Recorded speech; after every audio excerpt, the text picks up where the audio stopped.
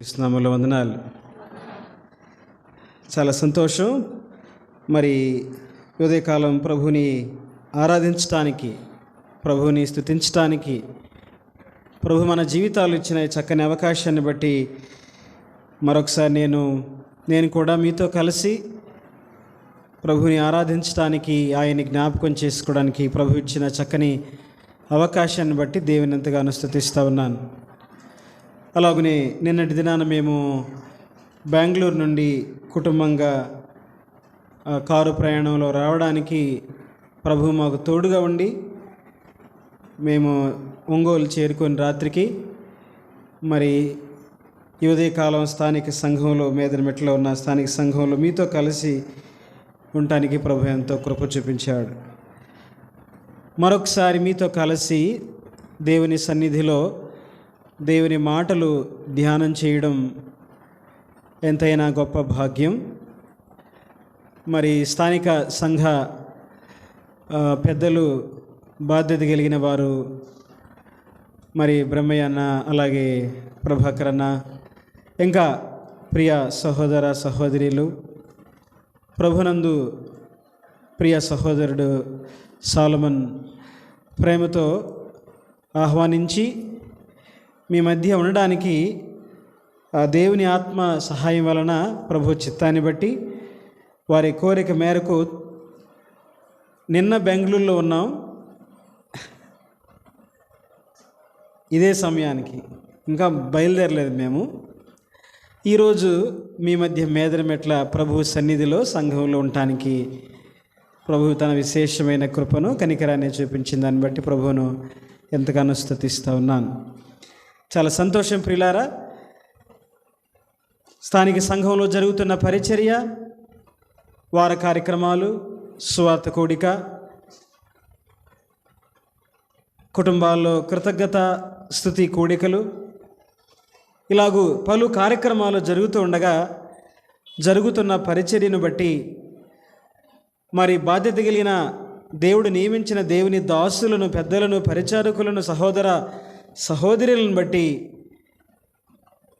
ప్రభు తన సంఘములో సమృద్ధిగా దేవుడు తన వాక్యమును, ఆహారమును ఉంచి సంఘములోకి వచ్చిన ప్రతి కుటుంబాన్ని దేవుడు ఆశీర్వదిస్తూ, దీవిస్తూ, దర్శిస్తూ ఆయన చేస్తూ వస్తున్న ప్రతి మేలు ఉపకారాలను బట్టి ప్రభుకి స్తోత్రం చెల్లిస్తూ ఉన్నాను. చాలా సంతోషం ప్రియులారా. మరి ఈ ఉదయకాల మన వాక్య ధ్యానం కొరకై మనము ఆదికాండం మొదటి అధ్యాయం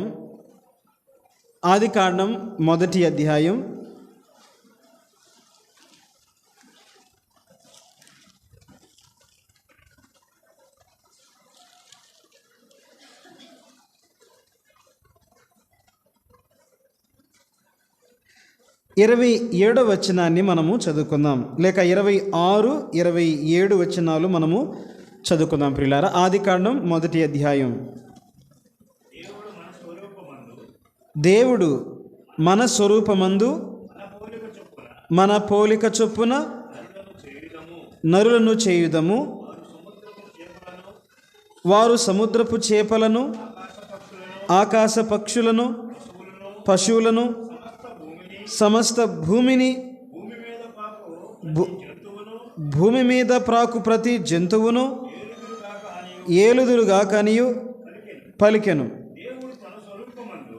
దేవుడు తన స్వరూపమందు నరుని సృజించెను, దేవుని స్వరూపమందు వాని సృజించెను, స్త్రీనిగాను పురుషునిగాను వారిని సృజించెను. అలాగనే మరొక మాట కూడా చదువుకుందాం. నిర్గమకాండం 29వ అధ్యాయం 45, 46 వచనాలు. నిర్గమకాండం 29వ అధ్యాయం 45, 46 వచనాలు. నేను ఇశ్రాయేలు మధ్య నివసించి వారికి దేవుడనయుందును, కావున నేను వారి మధ్య నివసించినట్లు ఐగుప్తు దేశములో నుండి ఐగుప్తు దేశములో నుండి వారిని వెలుపలకు రప్పించిన తమ దేవుడైన యెహోవాను నేనే అని వారు తెలుసుకొందురు. నేను వారి దేవుడనైన యెహోవాను. ప్రకటన గ్రంథంలో ఒక వాక్యం చదువుకొని మనం ధ్యానంలో కొనసాగుదాం. ప్రకటన గ్రంథం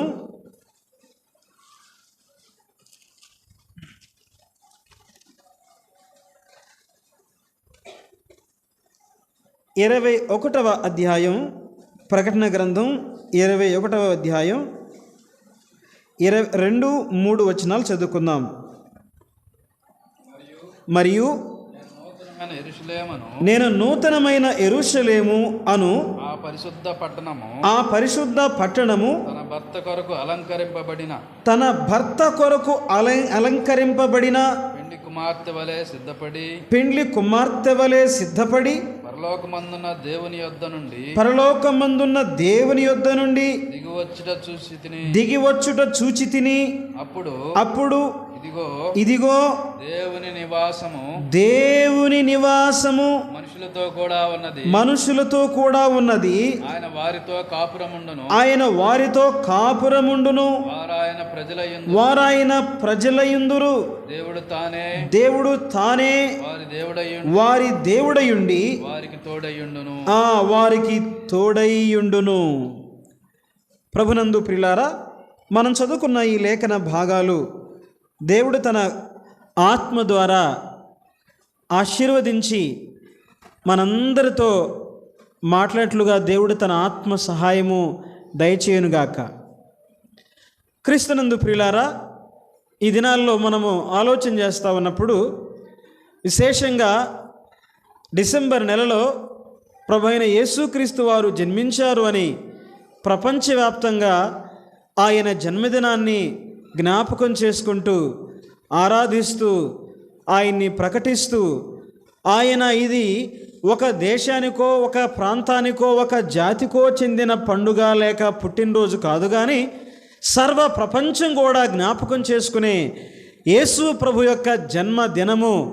this is a world festival అన్నారు ప్రపంచవ్యాప్తంగా అని. లోకంలో చాలామంది అటు క్రైస్తవులు కానీ క్రైస్తవేతరులు కానీ రికార్డెడ్గా ఉన్నటువంటి ఒక సందర్భాన్ని లోకంలో లేక ఈ యొక్క క్యాలెండర్లో 20వ తారీఖున ఉంది. బైబిల్ గ్రంథంలో ఫలానా రోజు అని లేదు, కానీ ఆయన ఏ విధంగా జన్మించాడు, ఆయన జన్మించినప్పుడు ఏ సంభవాలు జరిగినాయి, ఆయన జన్మించినప్పుడు ఎక్కడ జన్మించాడు, ఎక్కడ పెట్టబడ్డాడు, ఎలాగో ఆయన ఉన్నాడనే విషయాలు దైవ గ్రంథంలో మనకి స్పష్టంగా కనిపిస్తున్నాయి. అయితే మెట్టుగా ఈ సమయంలో ఉదయకాలంలో దేవుడు జ్ఞాపకం చేస్తున్న మాటలు మనం చదువుకున్న వచనాలలో మీరు ఆలోచన చేసినట్లయితే మీకు ఒక అంశం గుర్తొచ్చుంటుంది. అందుకే నేను కొన్ని వచనాలు మీకు జ్ఞాపకం చేశాను. కీలకంగా ముఖ్యంగా ఆయన నరుణ్ణి చేసిన విషయాన్ని, మానవులను దేవుడు తన పోలికలో తన స్వరూపమందు చేసుకున్నాడు అనే విషయాన్ని మనము చదువుకున్నాం. ఆ తర్వాత మనం ఏం చదువుకున్నాం? నేను వారి మధ్య నివసిస్తాను అన్నాడు. నేను వారిని ఐగుప్తు నుండి విడిపించి వారిని తోడుకొని వచ్చాను. ఎందుకో తెలుసా? నేను వారి మధ్య నివసించడానికి తోడుకొని వచ్చాను అనే విషయం. నేనే యెహోవాను, నేనే వారి దేవుడనని వారు ఎరుగునట్లుగా నేను వారిని విడిపించాను, వారి మధ్య నివాసం నేను చేస్తాను అని దేవుడు చెప్పినట్లుగా మనము నిర్గమకాండంలో చూస్తున్నాం. ఆ తరువాత ప్రియులారా, లేవియకాండం, సంఖ్యాకాండం, ఇలాగూ ఈ ధర్మశాస్త్ర కాండ గ్రంథాల్లో ఆది కాండము నుండి ద్వితీయోపదేశ కాండం వరకు కూడా మనం ఆలోచన చేస్తే, ఇంకా చెప్పాలంటే పలు వచనాలలో 39 పుస్తకాలలో ఈ పాత నిబంధన గ్రంథంలో ఆయా చోట్ల దేవాతి దేవుడు ఇశ్రాయేలీయుల మధ్య నివాసం చేశాడు. ఇశ్రాయేలీయుల మధ్య ఆయన అన్నాడు, వారి మధ్య నివాసం చేస్తా అన్నాడు, వారి మధ్య నేను నడుస్తా అన్నాడు, వారి మధ్య నేను ఉంటా అన్నాడు, వారి తోడుగా ఉంటా అన్నాడు. అయితే ప్రియులారా, ఒక ముఖ్యమైన విషయాన్ని మనం ఈ సమయంలో గమనించాలి. దేవుని వాక్యంలో ఆది కాండం నుండి ప్రకటన గ్రంథం వరకు కొన్ని వచనాలు మనం అక్కడక్కడ మనం చూసుకుంటే, లేక మనం జ్ఞాపకం చేసుకుంటే, ఈ సందర్భంలో, ఈ క్రిస్మస్ సందర్భంలో, లేక ఆయన జన్మను గూర్చిన సందర్భంలో మనం ఈ విషయాలు తేటగా ఆలోచన చేస్తే, దేవుని హృదయ అభిలాష, దేవుని హృదయ ఇష్టం, దేవుని సంకల్పం, దేవుని ఉద్దేశం మనం గ్రహించేవారుగా, మనస్కరించేవారుగా ఉండాలని ఈ మాటలు మీకు జ్ఞాపకం చేయబడతా ఉన్నాయి.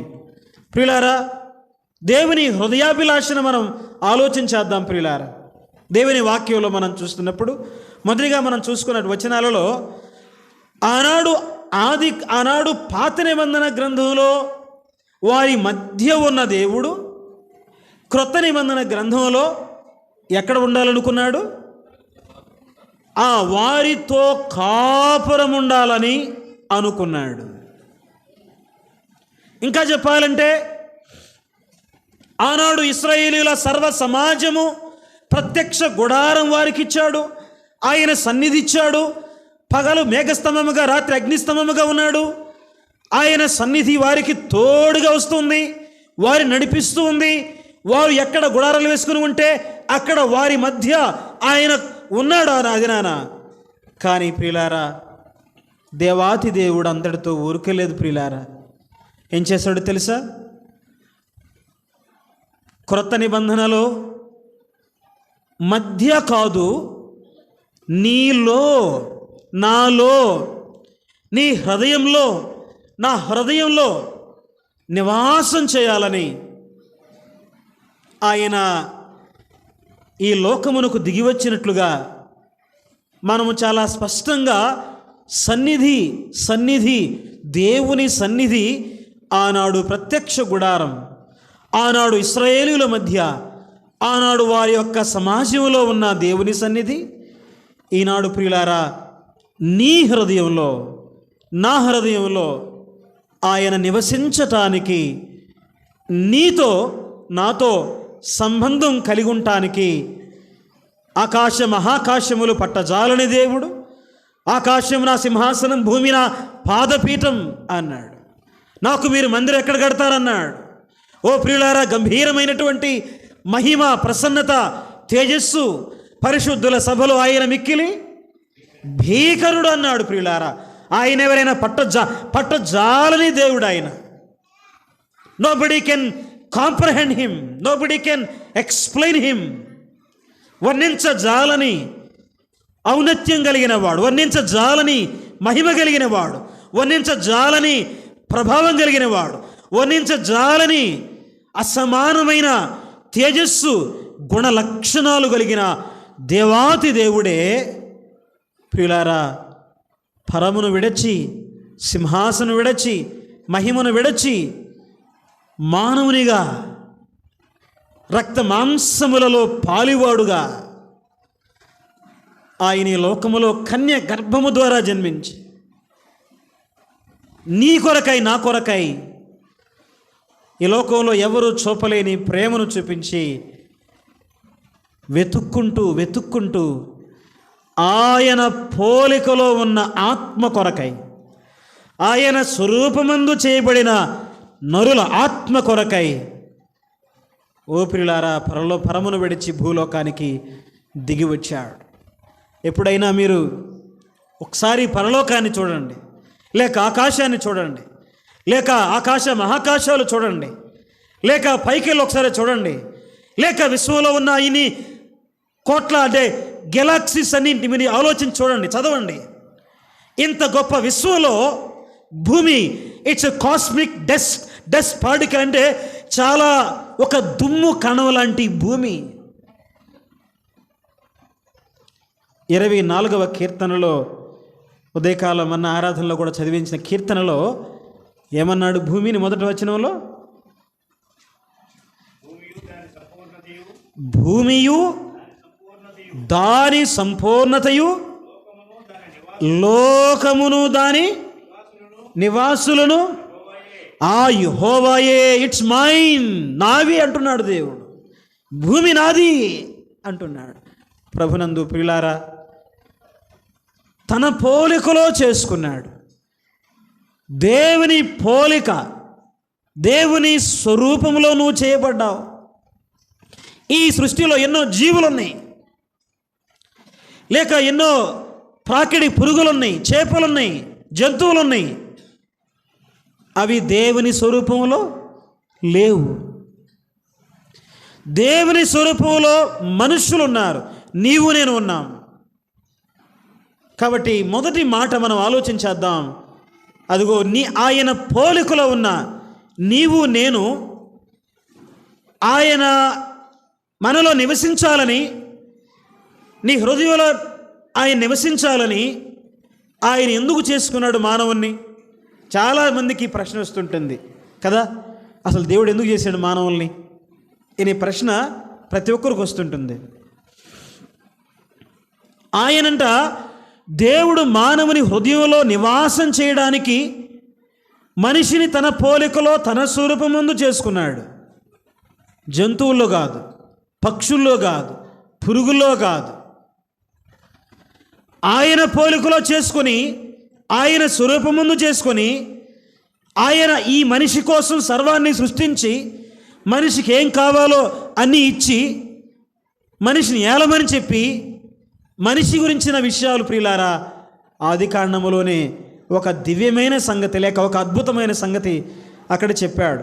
బైబిల్ గ్రంథంలో ఒక మాట ఉంటుంది కదా, ఏమంటే పెళ్ళిళ్ళ సమయాల్లో చదువుతావు ఈ మాట. ఏం మాట అది?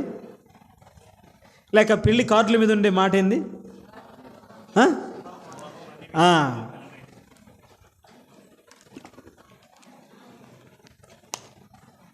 వివాహం అన్ని విషయాల్లో ఘనమైంది అన్నాడు. ఎందుకని?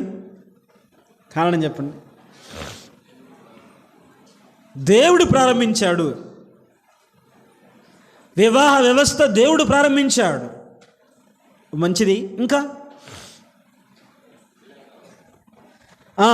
దేవునికి పిల్లలు కావాలి, నీకు నాకు పిల్లలు కావాలి, విస్తరించి భూమిని నిండించండి అన్నాడు కదా. వివాహ వ్యవస్థ దేవుడు పెట్టాడు, మంచిది. ఇంకా పాపం, అద్భుతమైన పాపము జరగకుండా ప్రతి స్త్రీకి సొంత భర్త, ప్రతి పురుషునికి సొంత భార్య అన్నాడు. ఇంకా కొంచెం దివ్యమైన సంగతులు ఉన్నాయి, మీరు మంచిగా చక్కగా చెప్తున్నారు. వివాహం అన్ని విషయాల్లో ఘనమైంది. మీరు ఒక విషయం చెప్పాలంటే, బైబిల్ గ్రంథం ఆది కాండంలో వివాహంతో ప్రారంభం, ప్రకటన గ్రంథం వివాహంతో ముగింపు.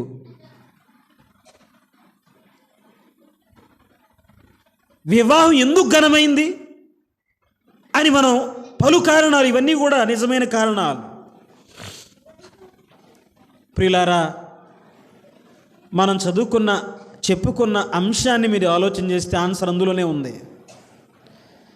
అయ్యా మీరు జాగ్రత్తగా, మీ వినికిడి ఎక్కువ మంది ప్రజలుండగా అటు ఇటు పిల్లల్ని వాళ్ళని చూడకుండా అన్నోళ్ళు చెప్తున్నారు కదా, మీరు మాట్లాడకుండా ఈ కొన్ని నిమిషాల పాటు దేవుని మనసు మీద, దేవుని వాక్యం మీద, దేవుని దీవెనలు పొందుకోవడానికి బంగారు వాక్యాలు, ముత్యాలు, రత్నాలు, విలువైనవి ఈ ప్రపంచంలో ఎక్కడా దొరకని దివ్య పరిశుద్ధ గ్రంథంలోని మాటలు మీ హృదయంలో, మీ మనస్సుల్లో ముద్రించుకొని వెళ్ళండి.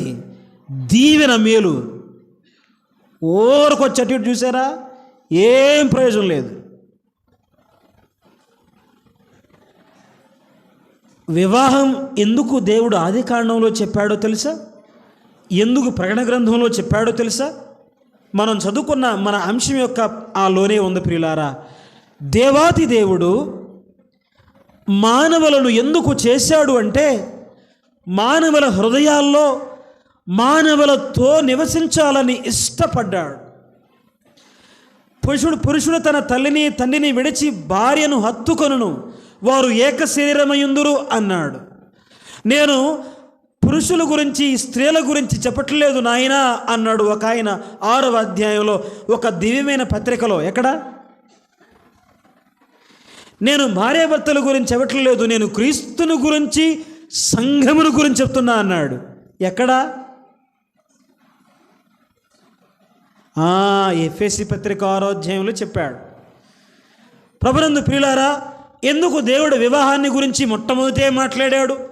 ఎందుకు దేవుడు వివాహాన్ని మొట్టమొదటే స్థాపించాడు? ఎందుకు దేవుడు వివాహాన్ని గురించి ముగింపులో, ఈ యొక్క లోకం ముగింపులో అదిగో దేవుని ఆ పెండ్లి కూతురు గొర్రె పిల్ల వివాహ మహోత్సవ సమయం వచ్చినది, మీరు సంతోషించండి అన్నాడు. ఎందుకో తెలుసా? మా అయ్యా నాతో దేవుడు నివాసం చేయాలని ఇష్టపడుతున్నాడు. అందుకనే ప్రియులారా, మానవుని దేవుడు తన పోలికలో చేసుకున్నాడు. అందుకనే ఆదమవలకి వారిని జతపరిచాడు, వారిద్దరిని ఏక శరీరం చేశాడు. ఎందుకు ఘనమైందో తెలుసా ప్రియులారా? వధించబడిన గొర్రెపిల్ల జగత్తు పునాది వేయబడక మునిపే ఈ వధువైన, ఈ వరుడైన యేసు ప్రభు అదుగో గొర్రెపిల్లగా, అదుగో వరుడుగా, అదుగో లోక కళ్యాణార్థం లేక సర్వ మానవాళి పాప విమోచన జరిగించడానికి ఆయన ముందుగానే నిర్ణయించబడ్డాడు. ఆయనతో నీవు నేను ఉండాలని, నీ హృదయంలో ఆయన ఉండాలని, నా హృదయంలో ఆయన ఉండాలని మానవుల్ని తన పోలికలో చేసుకున్నాడు ప్రియులారా. అందుకనే వివాహాన్ని ముందే చెప్పాడు. అందులోనే సంఘాన్ని గురించి చెప్తున్నాడు. అందులోనే సంఘం వధువు, ఆయన వరుడు అని చెప్తున్నాడు. ఆయన రాబోతున్నాడని చెప్తున్నాడు. ఆనాడు వారి మధ్య ఉన్న దేవుడు నీ హృదయాల్లో ఉండాలని ఇష్టపడుతున్నాడు, నా హృదయాల్లో ఉండాలని ఇష్టపడుతున్నాడు. ఆయన మన హృదయంలో నివసించటానికి పరలోకము నుండి దిగి వచ్చాడు. వారి మధ్య కాదు, వారి సమాజంలో కాదు, ఇశ్రాయేలులతోనే కాదు, సర్వమానవాళి అన్యులలో, ఇశ్రాయేలునే కాదు అన్యులలో, దేవుణ్ణి ఎరుగని వారు, దేవుడు లేనివారు, పరజనులు, దూరస్తులు తమ స్వకీయమైన దురాశల చేత ఏడవబడి, ఓ ప్రియులారా, రాళ్ళు రప్పలను మ్రొక్కుతూ దేవుని జ్ఞానము లేనివారుగా ఈ లోకములో అజ్ఞానము చేత, అవివేకము చేత, స్వకీయమైనటువంటి మనస్సు యొక్క శరీరం యొక్క కోరికలు నెరవేర్చుకొనుచు ఈ లోకములో దైవోగ్రతకు పాత్రులుగా నివసిస్తున్న మానవాళిని రక్షించడం కొరకై దేవాతి దేవుడు దిగి వచ్చాడు. మీరు ఆలోచన చేయండి, నీ హృదయంలో ఉండటానికి ఆయన వచ్చాడు. ఏదో ఒక బొమ్మలో ఉండటానికి రాలా, ఒక స్టార్లో ఉండటానికి రాలా, లేకపోతే ఒక చెట్టులో ఉండటానికి రాలా, లేకపోతే ఒక వీళ్ళ దేవుడు అనిపించుకోవడానికి రాలా. సర్వ మానవాళికి యేసు ప్రభు అందరికీ ఆయన ప్రభువు దేవుడు. పిల్లరా, మనుషుల కోసం వచ్చాడు ఆయన, మనుషుల కోసం దిగి వచ్చాడు ఆయన. ఈ విషయాలను ఆలోచన చేయాలి. ఆయన ఎందుకు మానవుణ్ణి చేశాడో ఒక మాట చూసాం. ఎందుకు తెలుసా? మనలో ఆయన నివసించటానికి. ఆనాడు పాత నిబంధన గ్రంథంలో వారి మధ్య నివాసం చేసిన దేవుడు క్రొత్త నిబంధనలో మన హృదయాల్లో నివాసం చేయడానికి ఆయన వచ్చాడు. ఇంకా కొన్ని మాటలు చూద్దాం. ఎందుకు యేసు ప్రభు దిగి వచ్చాడు? ఎందుకు యేసు ప్రభు జన్మించాడు? ఎందుకు యేసు ప్రభు కన్య గర్భం ద్వారా ఈ లోకంలో జన్మించి ఎందుకు వచ్చాడు? ఆయన దేనికోసం జన్మించాడు?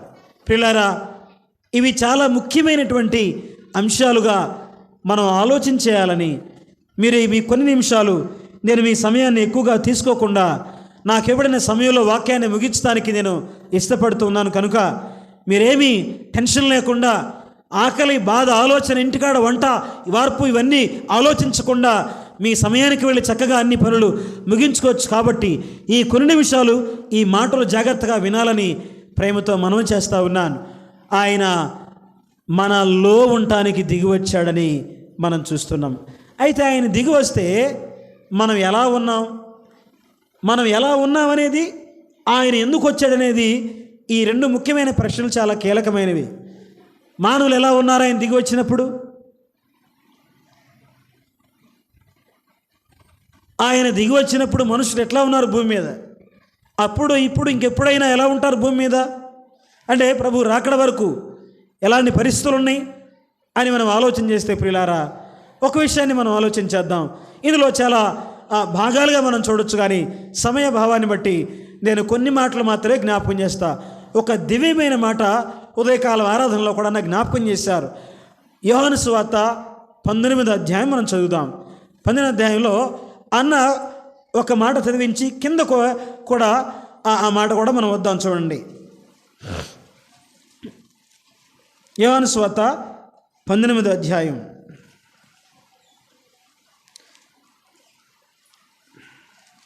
వచనం 37, 38 చదువుకుందాం. జరిగిన యోహాను సువార్త క్షమించండి 19 కాదు 18, 37, 38. అందుకు పిలాతు నీవు రాజువా అని ఆయనను అడుగగా యేసు నీవన్నట్టు నేను రాజునే. తర్వాత సత్యమును గూర్చి సాక్ష్యం ఇచ్చుటకు నేను పుట్టి తిని ఇందు నిమిత్తమే ఈ లోకమునకు వచ్చి తిని సత్య సంబంధమైన ప్రతివాడును నా మాట వినునెను. చాలు. తర్వాత ఏమన్నాడు చూడండి, అందుకు పిలాతు సత్యమనగా ఏమిటి అని ఆయనతో చెప్పాను.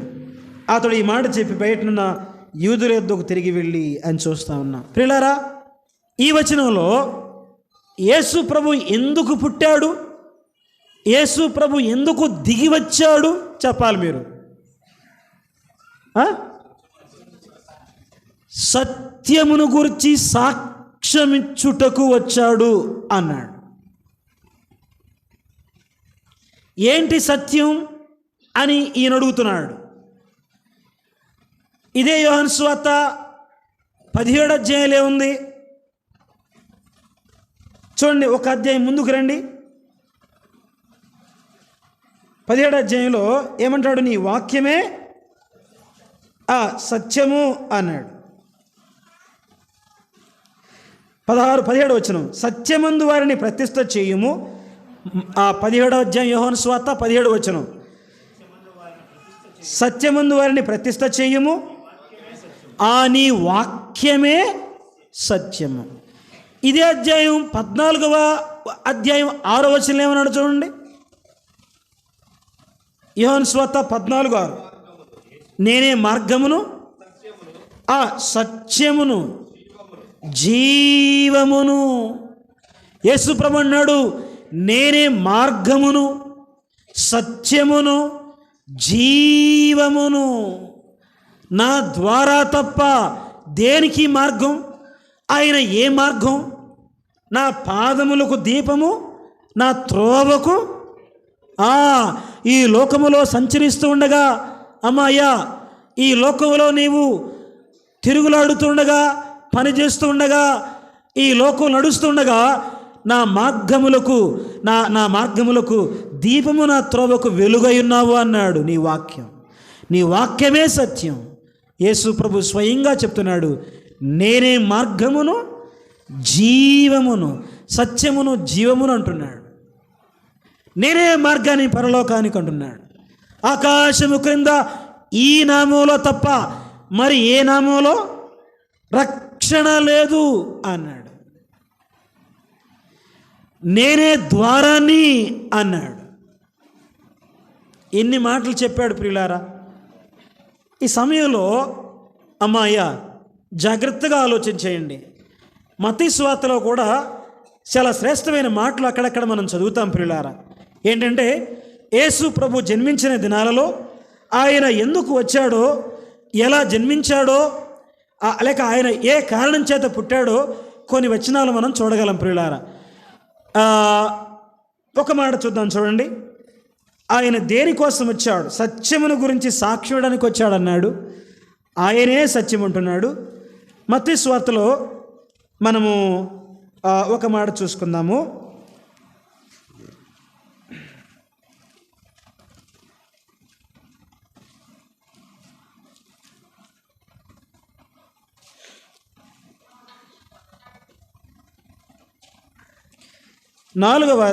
మత్తయి సువార్త 4వ అధ్యాయం 12-16 వచనాలు కలిసి ఉన్నాయి. ఆ, గలిలయకు తిరిగి వెళ్ళి ఆ, నజరేతు విడిచి ఆ. జెబూలూరు నఫ్తాలి దేశముల ప్రాంతములో సముద్ర తీరములకు కపెర్నహూముకు వచ్చి కాపురముండెను. ఆ, జెబూలూరు దేశములో ఆ. నఫ్తాలి దేశములు యోర్దానుకు ఆవలనున్న ఉమ్. సముద్ర తీరమున అన్యజనులు నివసించు గలిలయు అన్యజనులు నివసించు గలిలయు.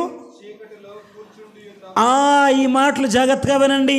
అన్యజనులు నివసించున్న గలిలయు, చీకటిలో కూర్చుండిన్న ప్రజలు.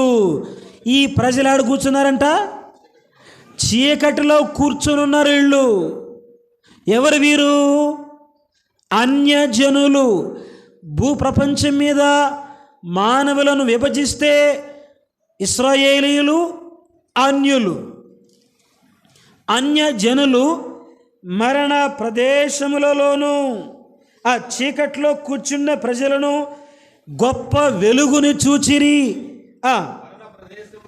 మరణ ప్రదేశములలోనూ మరణ ఛాయలోను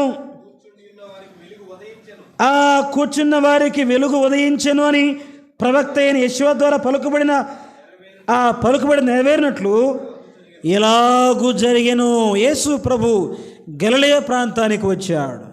యోహాను చెరసాలలో వేయబడ్డాడు. ఆయన గలిలయ ప్రాంతానికి వచ్చాడు. గలిలయలో అదిగో అక్కడ ఎవరెవరు ఉన్నారో చెప్పాడు ప్రియులారా. ఆ గలిలయలో ఉన్నవారు ఎవరో తెలుసా? జెబూలూను దేశమును, నఫ్తాలి దేశమును అన్నాడు. అక్కడ అన్యులు ఉన్నారు ప్రియులారా. ఆ అన్యులు ఉన్న ప్రదేశానికి దేవుడు వచ్చాడు. వారు ఎలా ఉన్నారో తెలుసా? చీకట్లో కూర్చొని ఉన్నారు. వారు ఎలా ఉన్నారో తెలుసా? మరణ ప్రదేశాల్లో ఉన్నారు, మరణ ఛాయల్లో ఉన్నారు. మరణ ప్రదేశం, మరణ ఛాయ, మరణ నీడలో ఉన్నారు, మృత్యు ఘోషలో ఉన్నారు, మరణ పడకల మీద ఉన్నారు. ఒక మాటలో చెప్పుకోవాలంటే మరణపు అంచుల్లో ఉన్నారు, మరణానికి జోగుతున్నారు, చీకట్లో ఉన్నారు.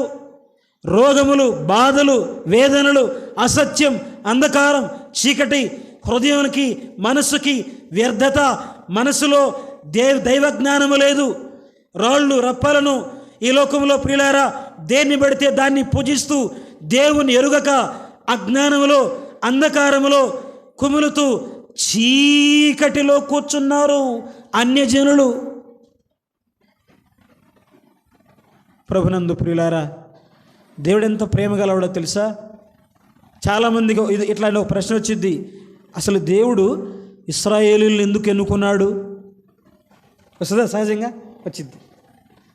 ఎందుకని దేవుడు ఇశ్రాయేలు ఎన్నుకున్నాడు? వారిని దేవుడు ఒక మనిషిని ఎన్నుకొని, అబ్రహాముని ఎన్నుకొని, అబ్రహాము కూడా మరి ఆయన కూడా విగ్రహారాధకుడుగా ఉన్నాడు, దేవుని ఎరుగుని వారిగా ఉన్నాడు. పిల్లరా, మీరు ఒక విషయాన్ని ఆలోచన చేయాలి జాగ్రత్తగా. కొంత లోతుగా మనం వెళితే, మా అయ్యా జాగ్రత్తగా వినండి.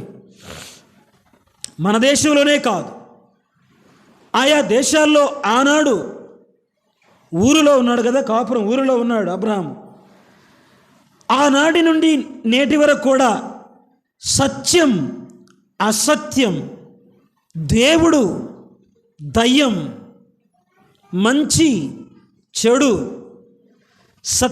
సన్మార్గం, దుర్మార్గం, వెలుగు, చీకటి, పరిశుద్ధత, పాపం, పరలోకం, నరకం. అదిగో నరకాన్ని దేవుడు వాస్తవంగా మనుషుల కోసం కాదు, దేవుని దూతల్లో ప్రధాన దూత లూసిఫర్ దేవునికి వ్యతిరేకంగా. పాపం ఎక్కడ ప్రారంభమైంది చెప్పండి? అసలు వాస్తవంగా పాపం ఎక్కడ జరిగింది? పరలోకంలో పాపం చేశాడు లూసిఫర్. దేవుని సముఖములో దేవుని దూతగా ఉన్న లూసిఫర్ గర్వించి దేవుని సింహాసనం కంటే అధికముగా ఉండాలని కోరుకున్నాడు. దేవుడు ఒకేసారి వాడిని పడద్రోసి వానికి ముగింపు పలకాలని నరకాన్ని వారి కొరకు దేవుడు నిర్దేశించి భూమిని దేవుడు ఎన్నుకొని భూమి మీద ఆకాశమునకు భూమికి మధ్య కలువరి శిలువలో ఈ పాపానికి విరుగుడు, ఈ పాపానికి ముగింపు, ఈ పాపానికి విముక్తి కలుగు చేయాలని దేవాతి దేవుడు ముందుగా నిర్ణయించి భూమిని అంటున్నాడు, భూమి నాది అన్నాడు. పిల్లరా, దేవుడు వాళ్ళకి నిర్ణయించిన ఆ నరకంలో ఆదాము అవ్వను మోసం చేశాడు. దాని పర్యవసానంగా ఆదాము పాపం చేశాడు. ఒక మనుషుని ద్వారా పాపము ద్వారా మరణం అందరికీ సంప్రాప్తమైంది. భూమి మీద తెగుళ్ళు, భూమి మీద ముళ్ళ తప్పలు, భూమి మీద రోగాలు, భూమి మీద కరువులు, భూమి మీద యుద్ధాలు, భూమి మీద అన్యాయం, అక్రమం, పాపం, వ్యభిచారం, జారత్వం, దొంగతనం, అసూయ, కలహం. ఓ ప్రియులారా, ఈ భూమి మీద ఘోరమైనటువంటి విషయాలు పాప పర్యవసానం వలన వచ్చినాయి. మానవుడు పాపంలో మగ్గుతున్నాడు, చీకట్లో ఉన్నాడు, అంధకారంలో ఉన్నాడు, అవిధేయతలో ఉన్నాడు, మరణ ఛాయలలో ఉన్నాడు, మరణ ప్రదేశాల్లో ఉన్నాడు. అందుకే అన్నాడు యేసు ప్రభు, నేను సత్యమును గురించి సాక్ష్యం ఇవ్వడానికి వచ్చా, నేనే సత్యాన్ని అన్నాడు యేసు ప్రభు. అమ్మయ్య, ఒక ప్రశ్న, సత్యమైన యేసు ప్రభు గురించి నువ్వేమనుకుంటున్నావు? అయ్యా, మేము ఎక్కడికి వెళ్తామయ్యా? నిత్య జీవపు మాటలు గలవాడవు నీవయ్యా. ప్రియులారా, అయ్యా, ఒకవేళ నూతనంగా వచ్చిన వారు ఉన్నారేమో, చాలా కాలం నుంచి వస్తున్నవారు ఉన్నారేమో, యవనస్తులు, చదువుకునేవాళ్ళు, పెద్దవాళ్ళు, ముసలి వాళ్ళు ఉన్నారేమో. నీ హృదయంలో యేసు ప్రభుకు చోటిచ్చావా? యేసు ప్రభు సత్యం, నిజ దేవుడు, ఆయనే నిత్య జీవం, ఆయనే పరలోకానికి మార్గం, ఆయనలోనే సంతోషం, ఆయన రక్తములోనే నీ పాపములకు విమోచన, ప్రాయశ్చిత్తం. ఆయన ఈ లోకానికి సత్యాన్ని గురించి సాక్ష్యడానికి వచ్చాడు. ఆయన చీకట్లో ఉన్న నీకు వెలుగడానికి వచ్చాడు. ఆయనే వెలుగు, ఆయనలో జీవముంది. ఆ జీవం మనుషులకు వెలుగిస్తూ ఉంది. నీలో నాలో దేవునికి వ్యతిరేకంగా ఉంటే, ఇప్పుడు దేవుడు లేకుండా ఉంటే ఇంకక్కడ ఏ ఉండదు. ఒక్క క్షణమైన నన్ను వీడి నా నేనేమవుదునో తెలియదేశయ్యా. ఒక్క క్షణమైన నన్ను, ఒక్క క్షణం దేవుడు మర్చిపోతే అవుట్, అంతే. మనం ఈ భూమి మీద దేవుని కనికరాలు, కటాక్షం, దీవెనలు, ఆయన చల్లని ఆ దయ లేకపోతే బ్రతకలేం. దేవుడికి దూరంగా ఉంటే, ఈ లోకంలో చూడండి ప్రియులారా, ఆయన సత్యాన్ని గురించి సాక్ష్యానికి వచ్చాడు. మన హృదయం, మన మనస్సు చీకట్లో, అసత్యంలో, అంధకారంలో మోసం చేయబడిన వారికి పుట్టిన వారందరూ కూడా మోసపోయారు కదా. ఇప్పుడు మీకు పిల్లలు పుడతారండి, పుట్టారు, నాకు కూడా పిల్లలు పుట్టారు, మీకు కూడా పిల్లలు పుట్టారు. మీ పిల్లలు ఎలా ఉంటారు? మీలాగే ఉంటారా, వేరే వాళ్ళగా ఉంటారా? మీలాగే ఉంటారుగా కదా. అలాగూ ప్రియులారా, మనమందరం కూడా అసత్యంలో, అజ్ఞానంలో జీవము గల దేవుని గురించి, యేసు ప్రభు గురించి, ఆయన శిలువ మరణము పునరుద్ధానం గురించిన జ్ఞానము లేకుండా చాలామంది అక్కడక్కడ మనం చూస్తే లోకంలో కూడా, ఒకవేళ ఇక్కడున్నవారు కూడా ఇంకా యేసు ప్రభుకి హృదయాన్ని ఇవ్వకుండా, పాపాలు ఒప్పుకోకుండా, ఈ నిజ దేవుని తెలుసుకోకుండా, హృదయంలో ఇంకా ఒకవేళ ముసుకుందేమో, ఇంకా అజ్ఞానం ఉందేమో, ఇంకా అంధకారం ఉందేమో, ఇప్పుడు కాదులే అనుకుంటున్నావేమో, ఈ లోక దేవత వారి మనోనేత్రాలకు గుడ్డితనం కలుగు చేసింది. దేవుని నమ్మని వారి హృదయాలకు గుడ్డితనం, మనోనేత్రాలు గుడ్డితనం. ఆ గుడ్డితనంలో ఇప్పుడు గుడ్డితనం ఉన్నప్పుడు ఏమైనా కనిపించిద్దా? అంతా అలాగూ ఆనాడు అన్యజనులు చీకట్లో ఉన్నారు, అసత్యములో ఉన్నారు. వారిని విడిపించడానికి వచ్చాడు, మనలో ఉండటానికి వచ్చాడు, సత్యాన్ని సాక్ష్యడానికి వచ్చాడు. ఆయన కృపాసత్య సంపూర్ణుడిగా వచ్చాడు, మనకు వెలుగుగా ఉండటానికి వచ్చాడు, మనోనేత్ర వెలిగించడానికి వచ్చాడు, హృదయాన్ని వెలిగించడానికి వచ్చాడు, జీవాన్ని ఇవ్వడానికి వచ్చాడు, నీతి ఇవ్వడానికి వచ్చాడు. అందరూ ఏకముగా పనికి మాలిన వారై అనీతిమంతులుగా, పిల్లలారా చెడిపోయిన వారుగా, భ్రష్టులుగా, పాపము చేత అపరాధముల చేత చచ్చిన వారుగా ఉన్న మానవులను విడిపించడానికి వచ్చాడు. ఆయన నీ కోసమే వచ్చాడు, నీ కోసం జన్మించాడు. ఆయన అలాగూ జన్మించి ఈ లోకంలో జీవించి సూచ్యక్రియలు, మహత్కార్యాలు, అద్భుత కార్యాలు చేసి కుంటివారిని, గుడ్డివారిని, చెవిటిగా వారిని స్వస్థపరిచి చనిపోయిన వారిని లేపి అదిగో అన్యాయమని తీర్పును పొంది ఆ రాణువారు చేతికి అప్పగించబడి 39 కొరడా దెబ్బలు కొట్టబడి యెరూషలేం వీధుల్లో ఆయన సిలువను మోసుకొని గొల్గొతా అనే కొండ మీదకి వెళ్ళి ఆ కొండ మీద ఆయన సిలువ కొట్టబడి ఆయన చేతుల్లో మేకులు, ఆయన కాళ్ళలో శీల, తలకు ముళ్ళకిరీటం, పక్కలో బల్లెమని పడిచారు. ఓ ప్రియులారా, దేవుని కుమారుడైన యేసు ప్రభు కలువరి శిలువలో ఆయన ఎందుకు వచ్చాడో తెలుసా? చనిపోవడానికి వచ్చాడు. నీకోసం నా కోసం, మరణ ఛాయలో ఉన్న వారి కోసం మరణించడానికి వచ్చాడు. మరణ ఛాయలో, మరణ ప్రదేశాల్లో, పాప బంధకాల్లో, పాపానికి దాసులుగా అనీతిమంతుల కోసం ఆయన వచ్చి కలువరిలో మరణించాడు, చనిపోయాడు, రక్తము కాచాడు, ప్రాణం పెట్టాడు, చివరి బొట్టు వరకు కాచాడు.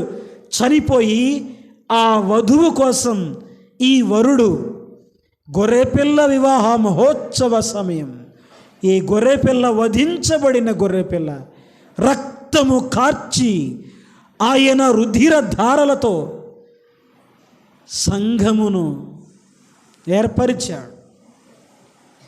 ఆయన వాక్యంతో సంఘమును ముడత, మచ్చ, కళంకము లేనిదిగా సుందరమైన సంఘముగా సిద్ధపరుస్తున్నాడు.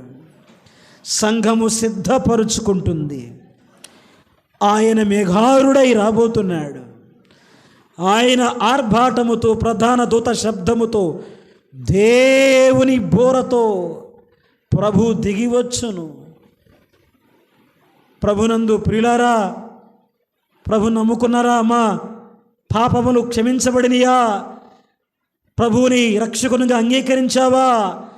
నీ హృదయములో యేసు ప్రభు ఆయన్ని చేర్చుకున్నావా? ఆయన సత్యమును గురించి సాక్ష్యడానికి వచ్చాడు. ఆయన నీకు వెలుగుడానికి వచ్చాడు. నీ మనసుకు వెలుగు కావాలి. నాకు తెలుసులే అనుకోబాక, నేను జ్ఞానిని కదా అనుకోబాక, నాకు ప్రశ్నలున్నాయి, నాకు సందేహాలున్నాయి, ఇంతమంది ఉన్నారా? ఈయనే దేవుడా? ఆయనే దేవుడు, నేనే మార్గాన్ని అన్నాడు. ఆయన తప్ప వేరొక దేవుడు లేడు.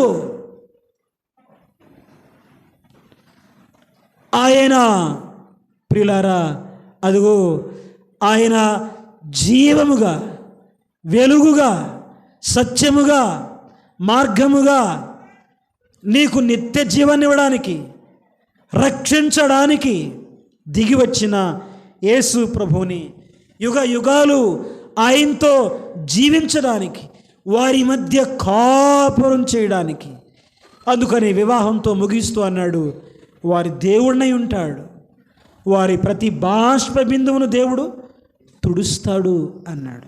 ఆయన ఎందుకు వచ్చాడు? ప్రియులారా, ఎన్నో విషయాలు మనం చూస్తూ ఉన్నాం. ఎందుకు వచ్చాడో నేను మరికొన్ని మాటలు జ్ఞాపకం చేసి అట్లా ఎక్కువ వివరించకుండా ముగిస్తాను. చూడండి, ఆయన ఎందుకు దిగి వచ్చాడు? ఇప్పుడుదా కొన్ని మాటలు చెప్పుకున్నాం. సత్యాన్ని గురించి సాక్ష్యానికి వచ్చాడు. వెలుగుగా, చీకట్లో ఉన్న వారికి వెలుగుగా వచ్చాడు. ఏం వెలుగు ఇది? ట్యూబ్ లైట్లు వెలుగు కాదు, ఎల్ఈడి వెలుతురు కాదు. ఒకవేళ అది కావాలంటే మనకి ఎల్ఈడీలు పెట్టుకోవచ్చు. ఆ వెలుగు కాదు. ఏ వెలుగు ఇది? మనోనేత్రాలకి వెలుగు. పాప భ్రమలో, ఈ లోక పోకడ, ఈ లోక ఆకర్షణ, ఈ లోకంలో ఏముంది తెలుసా? దుష్టుడు ఉన్నాడు, అపవాది ఉన్నాడు, వాని పిల్లలున్నారు. వాడు లేచిన కాడి నుంచి మోసం చేయడమే.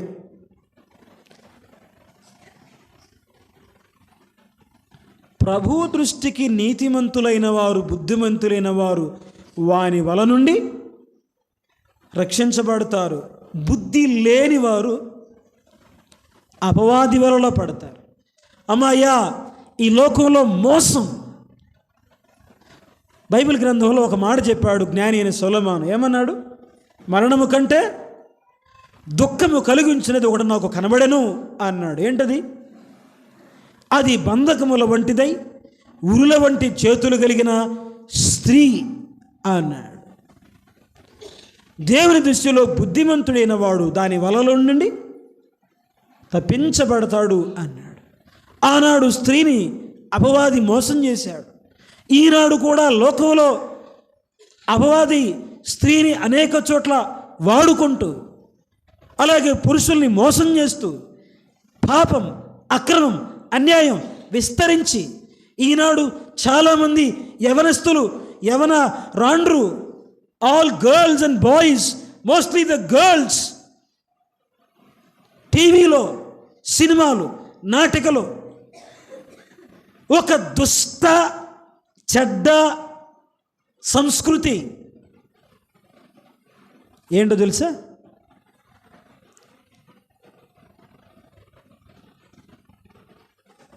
వయసుకొచ్చిన వారు నిక్కర్లు వేసుకొని సెంటర్లో తిరుగుతున్నారు. ఎవరు? చిన్నపిల్లలు కాదు, చిన్నపిల్లలు కాదు.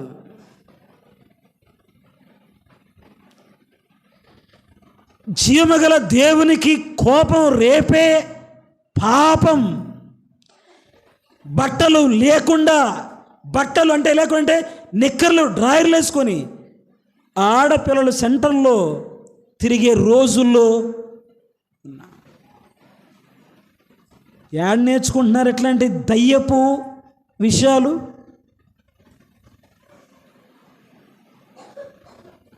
బెంగళూరులో 2007లో నేను బహుశా అక్కడికి వెళ్ళాను.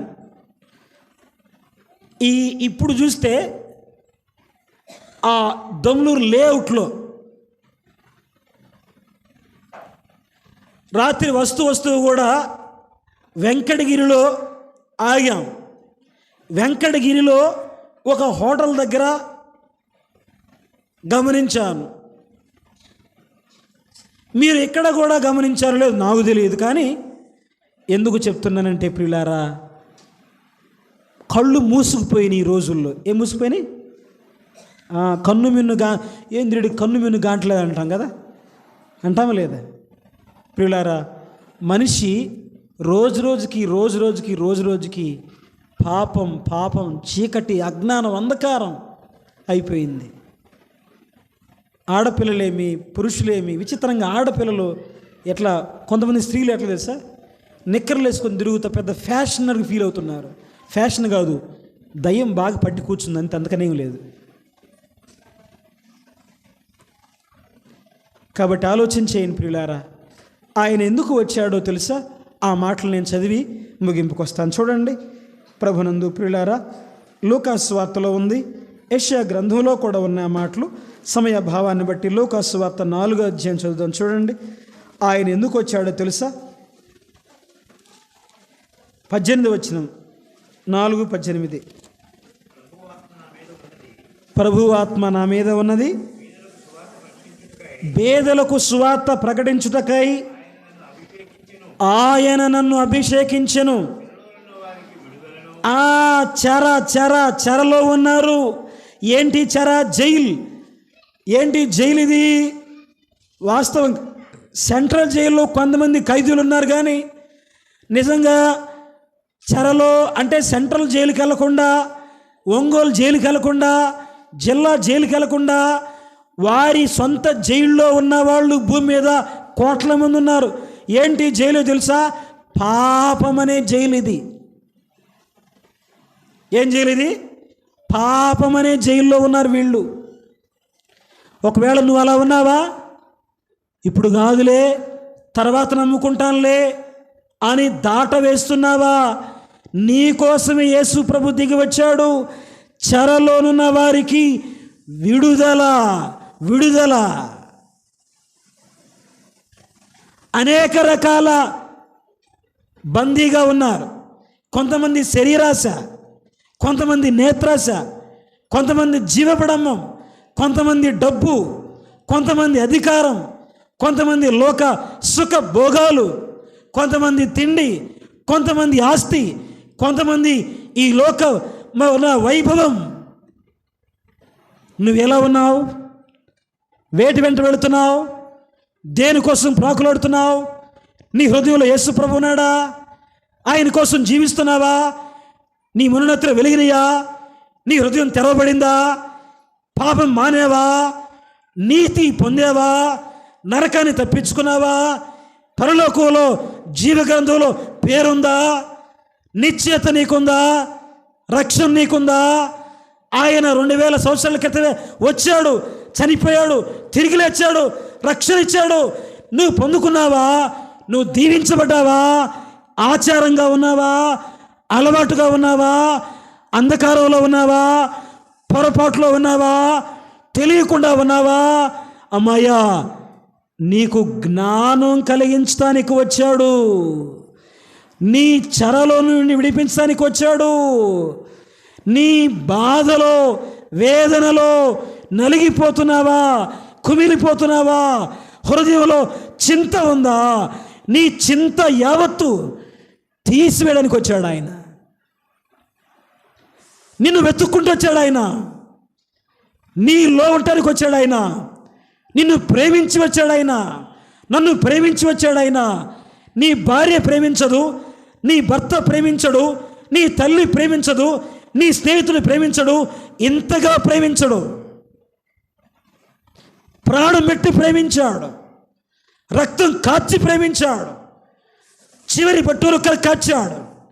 సమస్తము ధారపోశాడు. ఇంతగా ప్రేమించిన ప్రభువుని నువ్వు కాదంటావా? ఆలోచించేయండి ప్రియులారా. అక్కడ ఎన్ని దివ్యమైన మాటలు చెప్పాడో తెలుసా?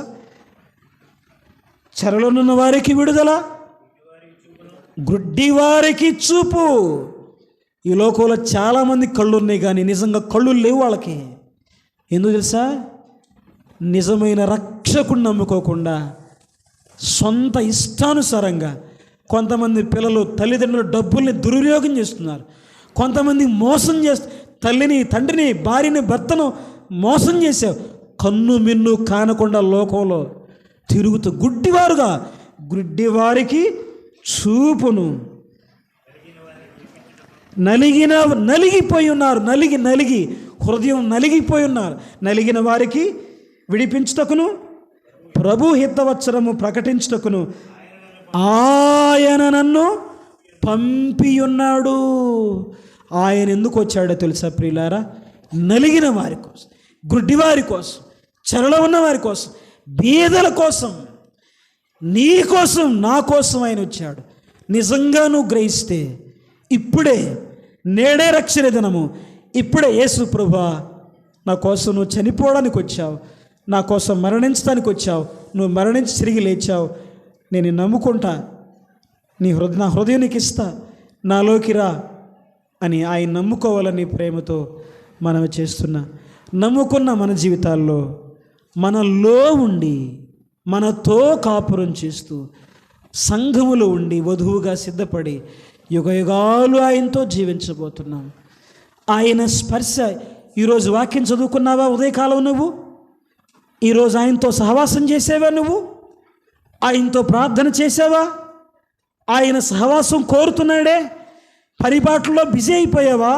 వంట అది ఇది అని ప్రార్థన మర్చిపోయావా? శక్తి పొందుకోకుండా ఉన్నావా? ప్రియులారా, దేవుని నివాసం మనుషులతో కూడా ఉన్నది అంటున్నాడు. ఈ విషయాలు మనం గమనించి ఆయన పోలికలో ఉన్న మనం ఆయన కుమారునిలాగా మార్చబడి ఆయన ఉన్నట్టుగా చూస్తాం. ఆయన రాబోతున్నాడు.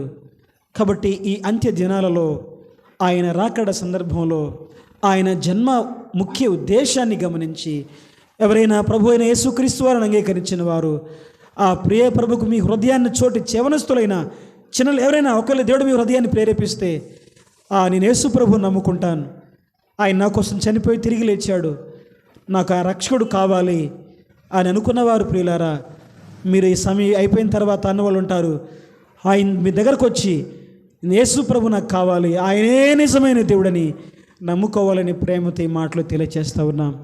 అలాగ మనం ఆయనకి నివాస స్థలంగా జీవించినట్లుగా ఆయన్ని మహిమపరచినట్లుగా ప్రభు తన మహాకృపను చూపునుగాక. దేవుని నామం మహిమపరచబడునుగాక. ఆమెన్. అందరికీ ప్రేమ వందనాలు.